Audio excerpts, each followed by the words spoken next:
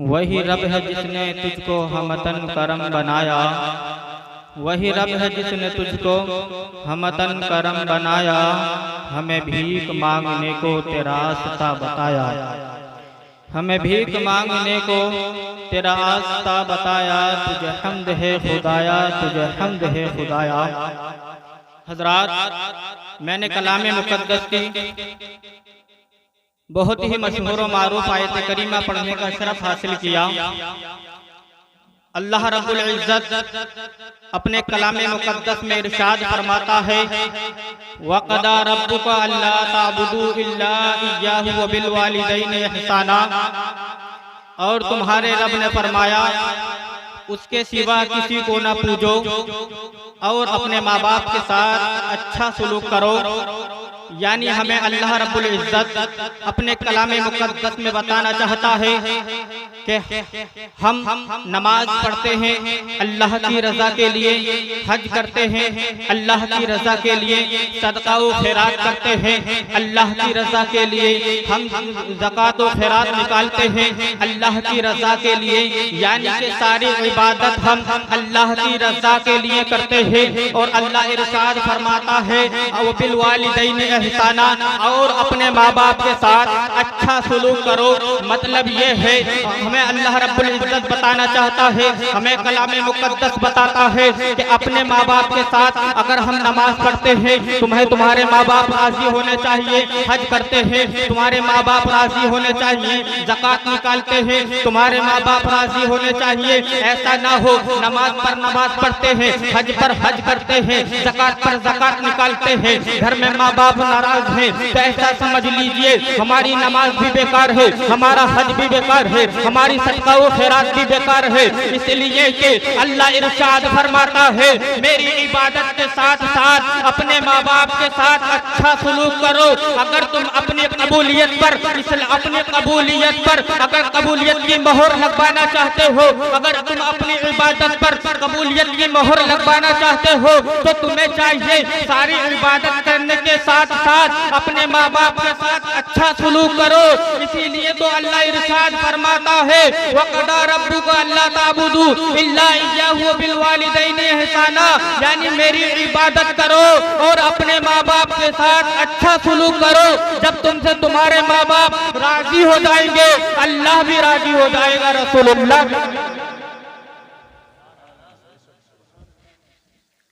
हजरात, हमें चाहिए हम नमाज पढ़ते हैं, हमें चाहिए कि हमारे माँ बाप भी राजी होने चाहिए। हजरात, हदीस मुबारक में आता है हुजूर सल्लल्लाहु ताला अलैहि वसल्लम इरशाद फरमाते हैं अगर जिस किसी शख्स ने मोहब्बत से अपने माँ बाप के चेहरे की जियारत कर ली, अल्लाह तबारक व तआला उसको एक हज मकबूल का सवाब अता फरमा देता है। सहाबी रसूल अर्ज करते हैं या रसूल अल्लाह सल्लल्लाहु ताला अलैहि वसल्लम, अगर किसी शख्स ने रोजाना 100 मरतबा मोहब्बत से अपने माँ बाप के चेहरे की जियारत की तो हुजूर सल्लल्लाहु ताला अलैहि वसल्लम इरशाद फरमाते हैं अगर किसी शख्स ने अपने माँ बाप की रोजाना 100 मरतबा मोहब्बत से जियारत कर ली तो अल्लाह तबारक व तआला उसके नामाए आमाल में तो हज मकबूल का सवाब अता फरमाता। हजरात, माँ बाप का बहुत बड़ा मकाम है। हजरात मोहतरम, हजरत इमाम मोहम्मद रहमतुल्लाहि ताला अलैहि के पास एक शख्स आते हैं और आने के बाद में अर्ज करते हैं हुजूर एक मसाला है, मैंने कसम खाई थी कि मैं एक बार अपनी जिंदगी में एक बार खाना-ए काबा के गिलाफ को चूमूंगा। इमाम मोहम्मद से अर्ज करते हैं हुजूर मैंने कसम खाई थी अपनी एक बार पूरी जिंदगी में खाना-ए काबा के गिलाफ को चूमूंगा, खाना-ए काबा को चूमूंगा, लेकिन मेरे पास इतने पैसे नहीं हैं कि मैं खाना-ए काबा की जियारत कर सकूं, मेरे पास इतने पैसे जमा नहीं हैं कि मैं मक्का मुअज़्ज़मा जा सकूं। हजरात मोहतरम, इमाम मोहम्मद रहमतुल्लाहि ताला अलैहि इरशाद फरमाते हैं जाओ घर चले जाओ, अपनी माँ के कदम को चूम लो, अल्लाह अल्लाह तबारक व तआला तुम्हें तुम्हारी माँ के कदम के चूमने की बरकत से तुम्हें खाने काबा का गिलाफ चूमने का सबब। हजरात, तो इतना सुनने के बाद में वो और ज्यादा रोने लगते हैं।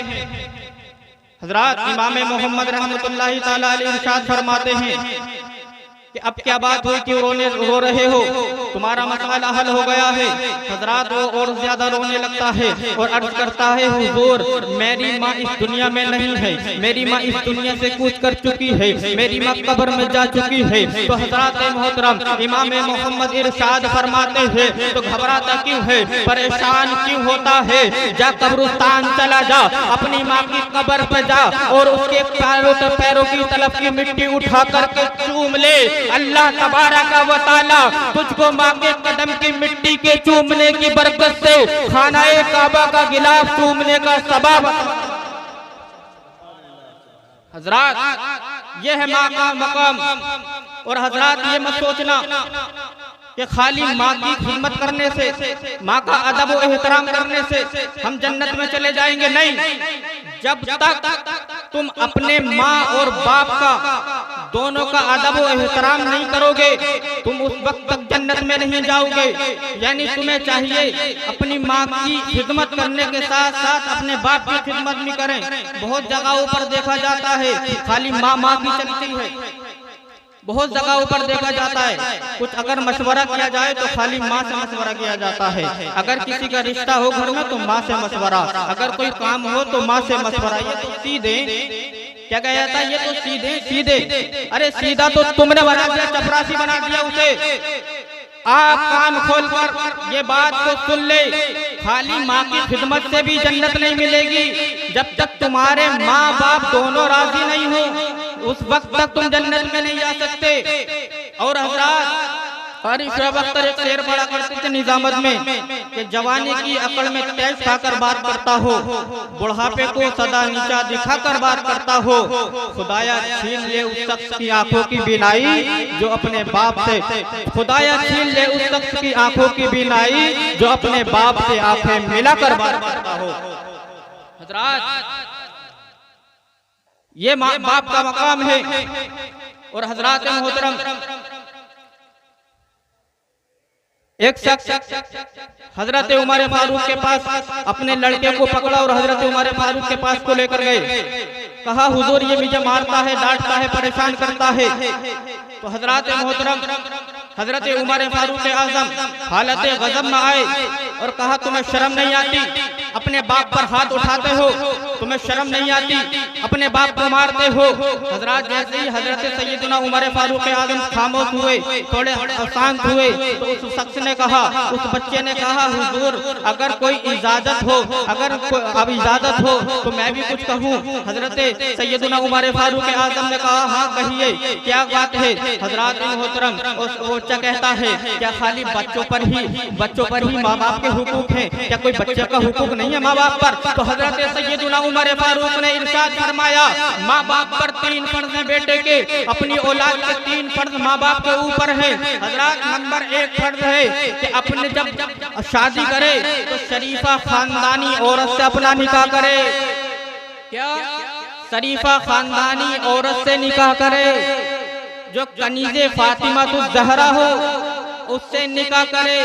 लेकिन आज मॉडल चाहिए, अगर कोई सीधी सादी बिचारी लड़की है, पर्दे में रहती है, तो उसे तो पसंद ही नहीं आती, मॉडल चाहिए, बाल खुले हुए हो, जिनकी पैंट शर्ट पहनी हुई हो तो वो लड़की पसंद आती है।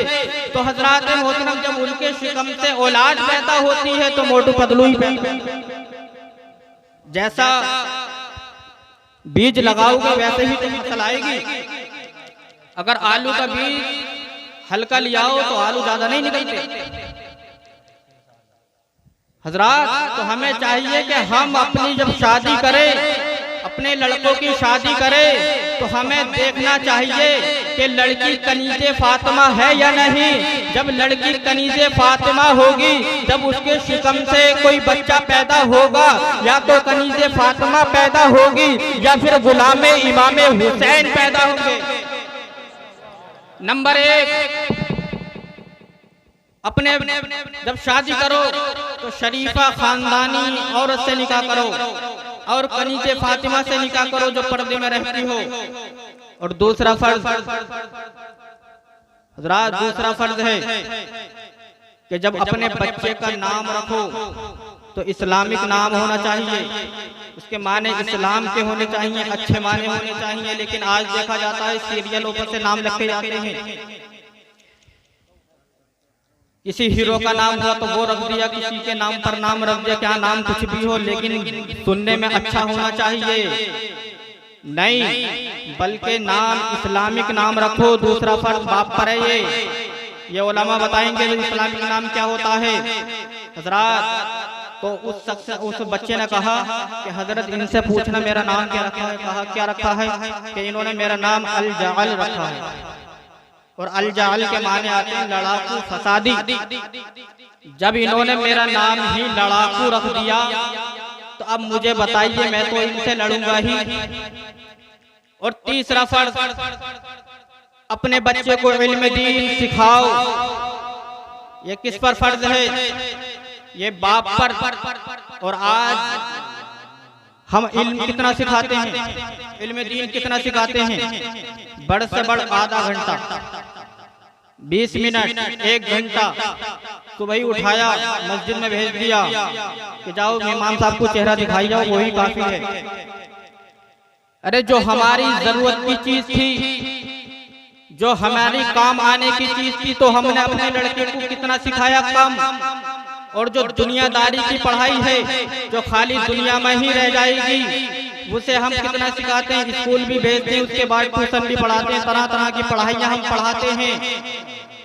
याद रखो, अगर अपने बच्चे को कलामे मुकद्दस पढ़ाओगे, जब तुम्हारा बच्चा कलामे मुकद्दस पढ़ा हुआ होगा और तुम्हारा जब इंतकाल होगा तो तुम्हारा बच्चा तुम्हारे नमाज जनाजा पढ़ाएगा। और नमाज जनाजा एक दुआ है। जब ये मुझे बताइए, नमाज जनाजा बेटा पढ़ा रहा हो और नमाज जनाजा पढ़ाते हुए बच्चा रोने लगे, बच्चे की आंख से आंसू गिरने लगे, और जब तुम्हें दफन किया जाए तो बच्चा खड़े हो कभी सूरह यासीन की तिलावत कर रहा है, कभी सूरह बकरा की अव्वल आखिर की तिलावत कर रहा है, कभी सूरह इखलास की तिलावत करता है, कभी सूरह फातिहा की तिलावत करता है, कभी सूरह इखलास की तिलावत करता है। जब तुम्हारा बच्चा कब्र पर खड़े होकर कभी रब्बुक रहीम कह रहा है, कभी करीम कह रहा है, तो अल्लाह की रहमत जो उसमें आएगी। ए जहन्नम के फरिश्तों, इस मुर्दे से दूर हट जाओ, और जन्नत के फरिश्तों इसे आगोश में ले लो। इसलिए कि फरिश्ते अर्ज करेंगे, ए परवरदिगार, इसके तो बहुत गुनाह थे। तो अल्लाह रब्बुल इज्जत इरशाद फरमाएगा, क्या देख नहीं रहे हो कब्र पर खड़े होकर इसका बच्चा अपने बाप के लिए दुआए मगफिरत कर रहा है, कभी अपने बाप के लिए मुझे रहीम कह रहा है, कभी करीम कह रहा है। मुझे ये गवारा नहीं है कि इसका बच्चा मुझे रहीम पुकारे, मुझे करीम पुकारे, तो मैं उसकी दुआ को कबूल नहीं क्यों, बल्कि मैंने इसके बाप के सारे गुनाहों को माफ कर दिया है और इसके बच्चे के सदक़े में इसकी मग़फ़िरत फरमा दी है। तो हमारा ये बहुत बड़ा फायदा होगा। जब हम इस दुनिया को छोड़ेंगे तो हमारा जब बच्चा इल्म दीन सीखा हुआ होगा, कलामे मुकद्दस पढ़ा हुआ होगा, तो हमारे लिए दुआए मग़फ़िरत तो करेगा। आज देखा जाता है जुमेरात की फातिहा भी इमाम लोग पढ़ते हैं, यहाँ तो ठीक है, लेकिन दिल्लियों के अंदर जब जाओ बाहर निकलो तो खाली इमाम और मदरसे के मुदर्रिसों पे जिम्मेदारी होती है। अगर एक इधर से खींचता है सबे बारात की फातिहा पे, एक उधर से खींचता है। अगर कोई मालदार अगर इमाम साहब उसके यहाँ पहले चले जाए तो कहता हाँ मालदारों के यहाँ तो जाओगे। अरे तुम अपने औलादों को इस काबिल बनाओ कि वो खुद अपने घर में अपने मुर्दों के लिए इसाले सवाब कर सके। जब हमारे बच्चे इस काबिल होंगे तो हमें किसी की जरूरत नहीं, बल्कि हम तो खुद ही अपने बच्चों से फातिहा पढ़ाएंगे, खुद भी फातिहा। तो हजरात, हमें चाहिए कि हम अपने बच्चों को इल्म दीन सिखाएं।